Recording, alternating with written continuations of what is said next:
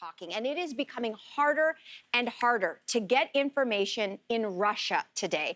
On Friday, Putin signed a bill criminalizing the spread of what the Kremlin deems to be false information about the military. So those convicted could face up to 15 years in prison. Twitter and Facebook, they're also blocked inside of the country, and broadcasters, big ones like the BBC, are temporarily suspending their reporting inside Russia. So what might all of this mean for people, the press, both inside and outside of Russia today?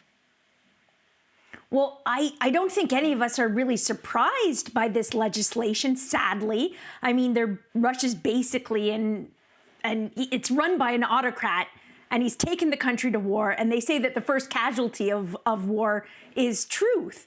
And we know that state-controlled propaganda is such an effective tool, and it's been used for such a long time. Some might even argue that the U.S. used it during the wars in Vietnam and Iraq, and even at home with McCarthyism back in the 50s. But I suppose the big difference is that the press was always free to report the other side, even changing sort of the perception of the war, like in Vietnam. But the one positive thing, maybe a positive thing that I keep thinking about are the workarounds. Yes, the BBC is taking out their journalists and they're banned in Russia, but they said they're going to start broadcasting 4 hours a day in English on shortwave radio. Oh, I love that. In Ukraine and parts of Russia, which is like a throwback to World War II and even how Russians got around state censorship during the Cold War. And it makes me want to go out and buy a shortwave radio. Yeah. There was an article that I was reading today, though, just to echo your point, Jess, about a woman who lives in the Ukraine, and she's been talking to her mother throughout this, who's in Russia, and her mother literally was like, I don't believe you. She's saying, oh, there's shells around me, people are dying here. And her mother was like, that can't be happening, or that's accidental, or the Ukrainians are doing it to themselves. So this has been some long time brainwashing leading up, and apparently teachers right now in Russia are being encouraged to give more propaganda to 11-year-olds and saying watch their TikTok feeds, because as far as is TikTok the one that is still available on social media, because they've shut down Twitter, Facebook. So I wonder if kids are going to start maybe changing conversations on a different level. I mean, I don't know. I love that you bring up the social media aspect. Well, isn't it really interesting that you're... You go, yeah. Go ahead, Lainey. Yeah, I think that what you're bringing to the attention to, Cynthia, is also a difference in generation. So you talked about that woman and her mother, and there have been many stories like this where people who are in their 30s talking to their parents, or people who are in their 40s talking to their parents. It's the older generation who are like, no, everything is fine.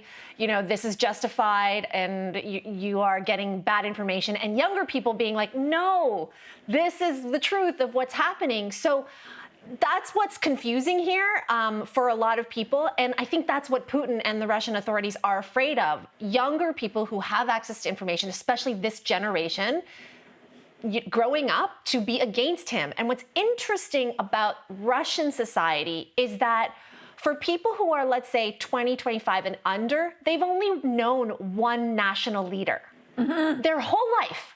There's this entire generation, they've grown up with only one leader of their country. And so on the upside, younger people challenge information and are known to sort of push back. On the downside, they are shaping a younger generation in the mold of one leader and the Russia that he wants to see. So it's going to be interesting which prevails. I think this has been the first major conflict in the social media era where we are watching and witnessing war unfold in real time. And that is both terrifying, it is disturbing. I don't know about your feed, but I follow a lot of news organizations, and there's a lot of content warnings coming through. But I feel like that's the part that Putin underestimated. A lot of experts are saying he is fighting an 18th century war. It's like we're back in the era when there was a king who said, that land, I want it. I go in, crushing all the press, and then turning around and saying whatever he wants to his people, and then taking on more land. What Putin doesn't realize is that we're in 2022. The internet, as much as you want to try to shut it down, it actually doesn't have any borders.